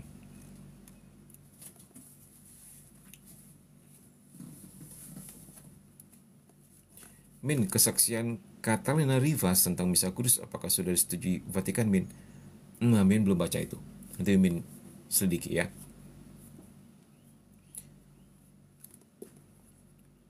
Penghormatan kepada Ekaristi. Di dalam liturgi misa, kita menyatakan iman kita bahwa Kristus sungguh hadir dalam rupa roti dan anggur, antara lain dengan berlutut atau menundukkan diri sebagai tanda penyembahan Tuhan. Gereja Katolik menyembah Ekaristi Kudus tidak hanya selama Misa Kudus, tetapi juga di luar perayaan misa. Kalau ia menyimpan hosti yang telah dikonsekrir dengan perhatian besar, mentahtakannya untuk disembah oleh umat beriman secara meriah, dan membawanya dalam prosesi. Nah, jadi hosti yang telah dikonsekrir tersebut ketika masih bersisa, ya, disimpan lagi ke dalam tabernakel dan tetap dihormati sebagai Yesus. Bukan sisa hosti atau sisa roti, atau bukan kemudian menjadi roti biasa lagi, begitu ya teman-teman.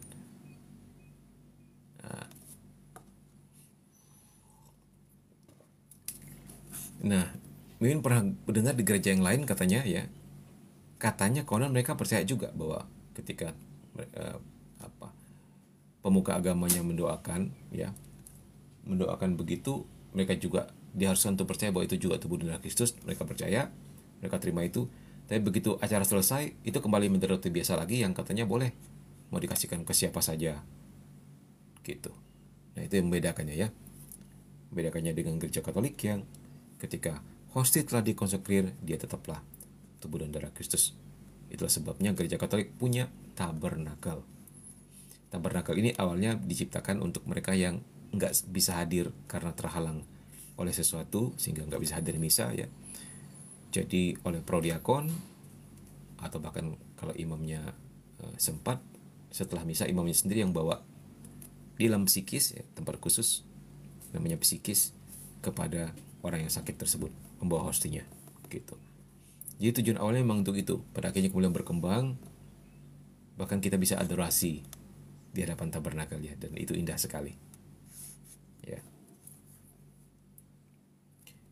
13:79. Dari 00, Min, di Jogja kalau nggak salah ada hosti yang berubah menjadi daging sampai ada utusan Vatikan datang. Nah iya, bagaimana perkembangannya kemudian Min kurang tahu ya, tapi itu terus menerus diselidiki. Min belum dapat update lagi berita terakhirnya seperti apa, tapi sepertinya memang mukjizat ya itu ya. Ya, salah satu mukjizat Ekaristi juga, puji Tuhan, terjadi di Indonesia ya. Kadang-kadang seringkali Tuhan berbicara lewat mukjizat, dan memang penting untuk meneguhkan nyala api kita yang semangat kita yang sudah mulai meredup ini. Terkadang perlu disentil dengan mukjizat. Dan khasnya Tuhan, ya khasnya Bunda Maria, khasnya para kudus, nggak pernah banyak-banyak ngasih mukjizat. Hanya sedikit-sedikit saja. Nggak pernah banyak ngomong, nggak pernah banyak cakap. Hanya sedikit-sedikit saja. Itu seringkali yang terjadi dalam penampakan-penampakan yang otentik ya. Atau dalam peristiwa-peristiwa yang otentik. Gitu. Jadi kalau ada orang yang mengatakan dia sedang dirasuki Roh Kudus, kemudian ngomongnya banyak sekali. Itu diragukan ya teman-teman. Thank you yang udah kasih bunga, yang udah kasih heart. God bless you ya. Ya. Terima kasih Rainbow. Rainbow ini luar biasa. Ya. Cantika, Min, jikalau orang sempat bergabung dengan komunitas leluhur, apakah Roh Kudus tetap ada dalam diri? Ini mungkin si Cantika mungkin masih merasa bersalah karena dulu pernah tergabung mungkin gitu ya. No problem. Jangan takut. Gitu sih bilang apa? Walaupun dosa merah seperti kirmisi, tetap akan putih seperti salju ketika kita datang kepada Tuhan. Untuk melakukan itu, bertobat dan tidak melakukannya lagi. Apalagi waktu itu kita nggak tahu ya, jadi bukan karena memang kemauan dan intensi serius dari kita untuk melakukan itu ya. Jadi kualitas dosanya kecil lah, maksud Min begitu. Nanti orang bertanya lagi, kok dosa ada besar ada kecil, bukankah dosa itu tetap aja dosa ya? Itu nanti kita bahas di teologi moral. Ribet kalau dibicarakan lagi. Ini aja Min cenderung menerangkan salah satu, mau mengarah ke teologi yang mana lagi? Teologi A, teologi B, teologi C gitu ya. Apakah teologi moral, apakah secara gereja, apakah demonologi, wah udah kemana-mana. Jadi nanti satu-satu. Intinya begitu, intinya kita lihat semua dosa selalu bisa diampuni oleh Tuhan ya. Tapi ada satu dosa yang nggak bisa diampuni. Apa itu? Dosa menghujat Roh Kudus. Ya, apa itu menghujat Roh Kudus? Menghujat Roh Kudus artinya menolak rahmat. Nah, ini dia artinya menghujat Roh Kudus yang orang Katolik harus tahu. Menolak rahmat artinya menolak pertobatan, tidak mau bertobat. Ya, karena Roh Kuduslah yang bisa membuat orang bertobat. Jadi kalau dikatakan menghujat Roh Kudus mengapa nggak bisa diampuni, bukan karena Allah kurang berbelas kasih, tapi karena orang itu nggak mau bertobat. Dia menolak rahmat pertobatan, maksudnya begitu ya teman-teman. Jadi kalau cuma dulu pernah gabung di kelompok A, kelompok B, atau kelompok-kelompok yang sesat, dan kemudian ketika bertobat dan kembali kepada Tuhan, dan melakukan hal yang benar, kemudian pelayanan lagi dengan kelompok yang benar, no problem banget ya. Oke, baik.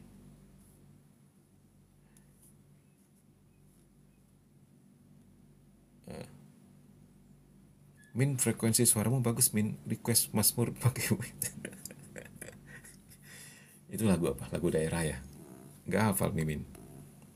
Ya, sebentar kita lihat jam berapa. Nggak hafal Mimin lagunya ya. Bagaikan bumi tersiram hujan gitu ya. Sejuk segar berseri gitu kan lagunya ya. Apalagi pohon-pohon ngapain ya? Berkicau, berdendang. Bukannya burung yang berkicau. Riang-ria sepanjang hari. Oke, ya. Dari Cantika lagi, Min, sampai menghujat Yesus, apakah Tuhan akan mengampuni? No problem. Tuhan tetap akan mengampuni. Ingat dikatakan tadi apa? Kalau kamu menolak bertobat, itu yang nggak bisa diampuni. Kamu menghujat Yesus, menghujat Bunda Maria, no problem. Tuhan tetap ampuni ya. Jangan takut. Toh hujatanmu tidak bikin Tuhan kemuliaannya berkurang satu. Puji-pujianmu tidak bikin kemuliaan Tuhan bertambah satu. Enggak. Ya. Enggak ada yang bisa menambah atau mengurangi kemuliaan Tuhan. Apalagi cuma dari hujatan kita. Ciptaan yang fana ini. Ya.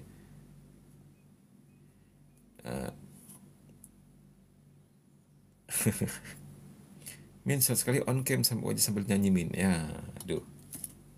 Kapan ya?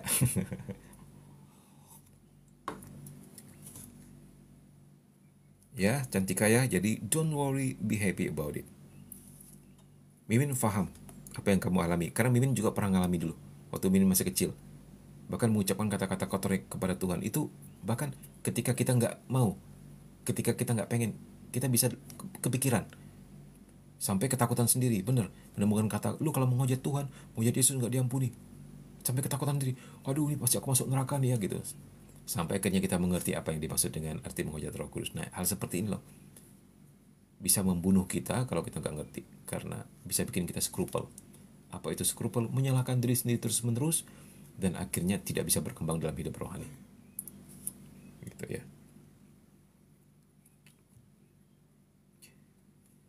Min, kenapa umat awam nggak boleh nyimpan sakramen Maha Kudus di rumah? Nggak boleh, karena itu harus dijaga. Pernah dengan umat terpercaya kadang-kadang pastor simpan, tapi harus dijaga 24 jam. Harus ada lilin di situ dan harus gantian jaga. Sanggup emang. Harus ada yang berdoa di situ. Ya. Jadi 24 jam ini nggak boleh putus. Ada lilin, ada orang yang berdoa kayak vigili, gantian, mau tidak mau begitu. Ya, walaupun Mimin nggak yakin kalau umat bisa melakukan itu ya di tengah-tengah segala pekerjaannya, jadi sebaiknya jangan deh nyimpan hosti di rumah ya. Oke, ya. Nah, dikatakan di sini apa? Cadangan kudus dalam tanda petik ya, itu maksudnya hosti yang disimpan di tabernakel. Pada mulanya dimaksudkan untuk menyimpan ekaristi secara layak, supaya di luar perayaan misa dapat dihantarkan kepada orang sakit dan mereka yang tidak hadir. Nah, seperti yang sudah dijelaskan di atas. Oleh iman yang mendalam akan kehadiran real Kristus di dalam ekaristinya, gereja menjadi sadar bahwa sangatlah berarti menyembah Kristus yang hadir di dalam rupa ekaristi. Karena itu, tabernakel harus ditempatkan di suatu tempat yang sangat layak di dalam gereja dan harus dibuat sedemikian sehingga ia menunjukkan dan menampilkan kebenaran tentang kehadiran Kristus di dalam sakramen Maha Kudus. Nah, ini udah jelas sekali ya, nggak perlu Mimin terangkan ya. Oke, 1380. Ya. Ada arti yang mendalam bahwa Kristus hendak hadir dalam gerejanya atas cara yang khas ini. Karena Kristus dalam rupa yang kelihatan meninggalkan orang-orangnya, jadi maksudnya ketika Yesus naik ke surga, dia meninggalkan para rasul ya. Maka ia hendak memberi kepada kita kehadiran sakramentalnya. Karena ia menyerahkan diri di salib untuk menyelamatkan kita. Ia menghendaki bahwa kita memiliki tanda kemenangan cintanya terhadap kita, yang dengannya ia mengasihi kita sampai kesudahannya, seperti dikatakan Yohanes 13:1, sampai kepada penyerahan kehidupannya. Nah ini, jadi Yesus ketika meninggalkan kita, dia tidak meninggalkan kita menjadi yatim piatu atau terbengkalai. Selain mengutus Roh Kudusnya, dia mewariskan tubuh dan darahnya sebagai kehadiran sakramental di sini. Ya, sehingga kita tetap bisa merasakan kehadirannya di dalam ekaristi suci. Ekaristi adalah penyembahan tertinggi yang bisa dilakukan manusia terhadap Allah Tritunggal, teman-teman. Nggak ada lagi penyembahan lebih tinggi dari itu. Bukan persekutuan doa, bukan puji-pujian, oh tidak. Ya, bukan itu. Tetapi ekaristi. Ketika kita bersama Kristus mempersatukan, kita punya apa? Kita punya persembahan juga. Jadi saat persembahan di dalam misa itu ada saat yang baik untuk mengatakan kepada Tuhan, bersama persembahan Kristus di altar, ku persembahkan juga sakitku, usahaku, hidupku, orang tuaku yang sedang sakit, atau kesulitan ekonomiku, atau apapun yang kamu alami. Kamu sertakan dengan kurban Kristus di persembahan dan lihat apa yang terjadi dalam hidupmu. Ya, luar biasa. Karena persembahan Kristus di altar adalah persembahan yang sempurna, teman-teman. Nah, hal seperti ini kalau kalian pahami dengan baik, nggak butuh yang namanya pakai sesajen, pakai tumpeng, gitu ya. It's okay bisa dipakai sebagai itulah apa ya, simbol. Tapi walaupun hanya simbol, tetap doanya ditujukan kepada Kristus ya. Maksudnya begitu. Ya.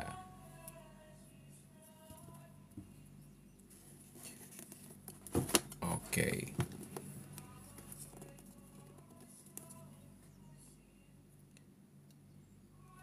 Sebentar kita dengar cerita temanmu ini. Di kalangan kelompok doa saya dulu, ya, Katolik, pernah enggak tahu gimana mengundang yang gerakan karismatik. Lalu mereka mendoakan kelompok doa saya dan banyak yang kemasukan Roh Kudus dalam terpetik gitu ya. Lalu mereka mulai berbicara bahasa asing yang mereka nggak pernah belajar. Setelah mereka sadar, tidak ada yang ingat apa yang terjadi. Ya, ya. Ya itu belum kita bahas ya. Sebenarnya memang ada kurnia bahasa roh. Tapi kita harus melihat lagi otentik atau tidaknya kan begitu ya. Semoga nanti ada nggak ya di sini? Atau nanti kita bahas di buku khusus tentang hal itu ya. Antara lingua franca dengan glossolalia. Ya.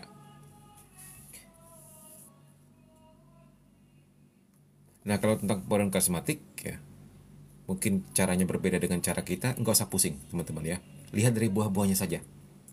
Ya. Kalau Mimin sih oke dengan semua kelompok doa. Sejauh dia nggak sesat ya, seperti kelompok yang digital tadi menghakimi orang dan sebagainya.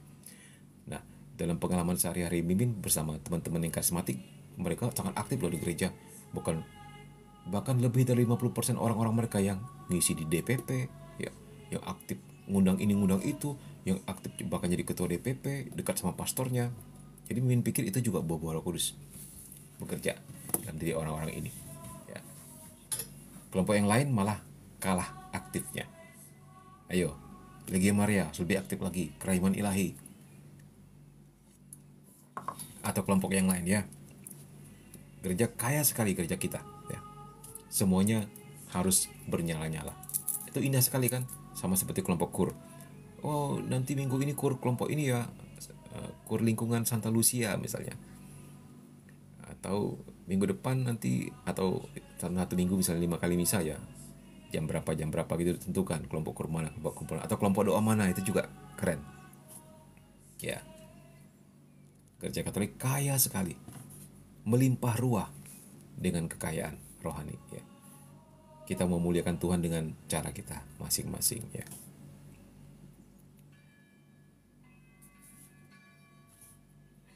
Min, kalau Komsa KKSM itu komunitas apa Min? Maaf saya awam nggak aktif.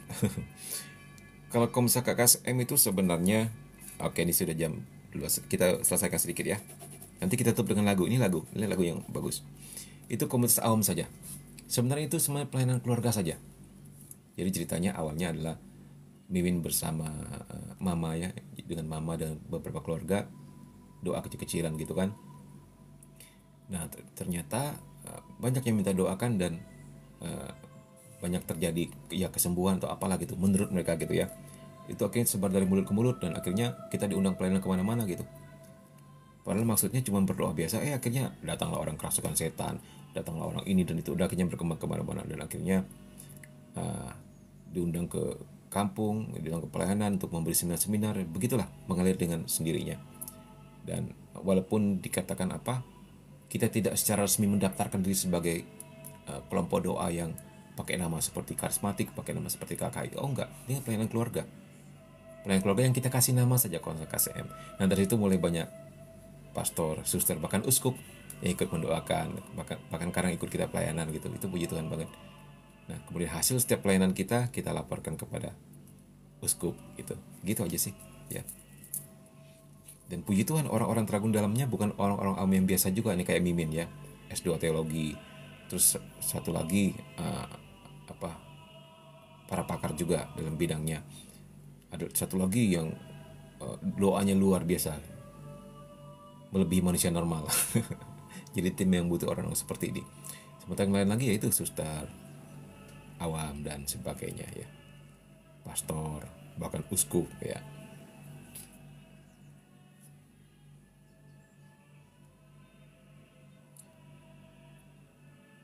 Saya cuma ikut kur doang tapi nggak aktif kelompok doa. Nggak apa-apa, itu juga memuliakan Tuhan ya. Yang penting kamu lakukan dengan cinta ya.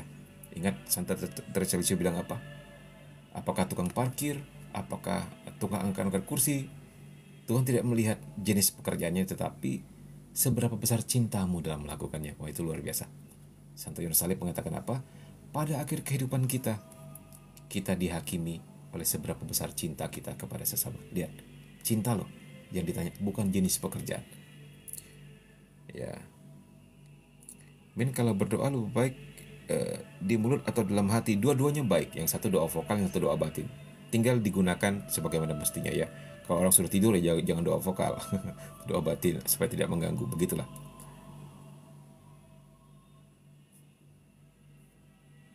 Berarti Komsa hanya pelayan di Kalimantan saja ya, Min? Sebenarnya Komsa sampai ke Amerika loh. Maksudnya ada tim kita yang lulusan dari sini pergi ke sana dan di sana juga pelayanan. Nah, kemudian ada juga di Flores gitu ya. Maksudnya tidak resmi seperti gimana, tapi tetap kita bina dari sini. Mereka butuh apa, butuh teks doa kita kirim dan sebagainya, begitulah. Ya. Memang pusatnya di Pontianak, tepatnya di Kuburaya, karena digerakkan dari sini. Yang paling berkembang itu di Kalimantan Barat di Pinyaho, itu luar biasa. Hampir tiap hari mereka pelayanan. Mimin salut sekali loh. Dan bangga sekali mereka, bahkan pelayanannya lebih hebat daripada Komsa aslinya.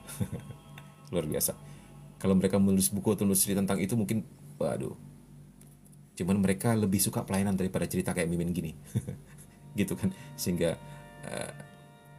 tidak ketahuan gitu kan. Karena belum ada yang menuliskannya.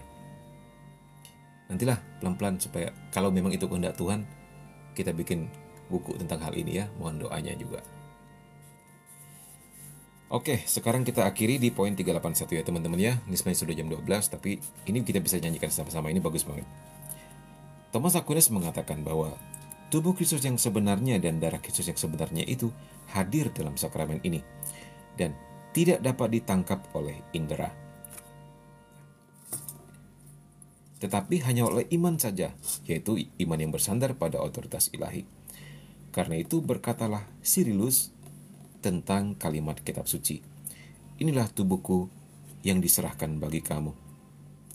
Jangan ragu-ragu apakah ini benar, melainkan terimalah kata-kata penebus itu dalam iman. Karena ia adalah kebenaran. Jadi ia tidak menipu. Ini teman-teman. Ini lagu yang bagus sekali. Kita nyanyi sama-sama yuk. Pasti kalian sudah tahu lagunya, sudah pernah dengar, tapi mungkin liriknya sedikit berbeda. Oke. Kita nyanyi sama-sama ya. Do mi so so so la so fa mi re do do. Nah, aku sembah sujud di hadapanmu, Tuhan yang tersamar hadir di sini. Hanya rupa roti tertampak kini, namun aku yakin akan sabdamu. Tahu kan lagunya? Ya teruskan. Panca inderaku tak menangkapnya, namun aku yakin akan sabdamu. Sebab hanya sabda Allah Putera, kebenaran mutlak tak tersangkalkan. Thomas Aquinas, himne. Jadi lagu itu kalau di puji syukur apa? Allah yang tersamar di kau ku sembah. Sebenarnya ngambil dari Adorate Devote. Tulisannya Santo Thomas Aquinas, sang doktor dan pujangga gereja. Oke, terima kasih teman-teman. Terima kasih untuk like, share, komen, bahkan gift-giftnya yang luar biasa ya. Semoga menjadi berkat untuk kita semua.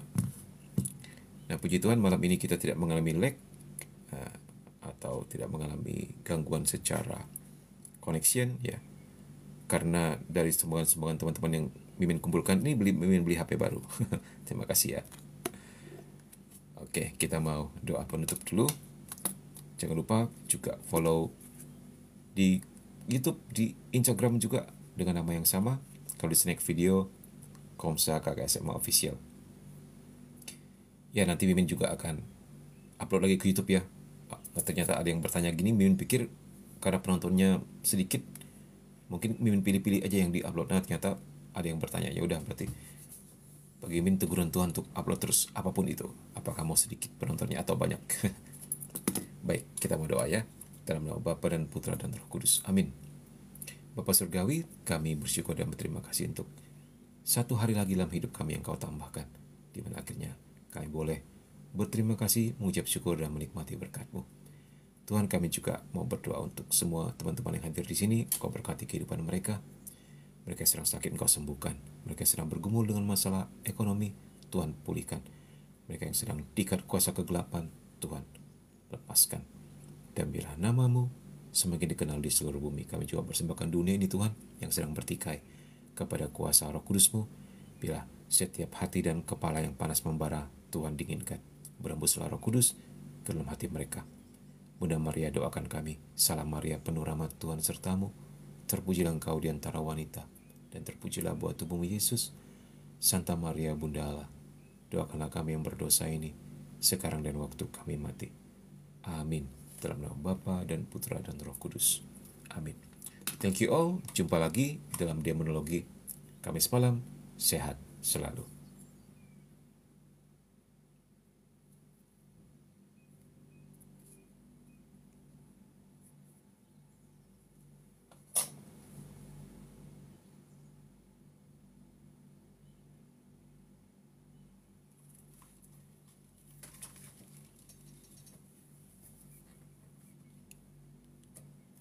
Wow, tambah gift lagi. Thank you ya. Oke.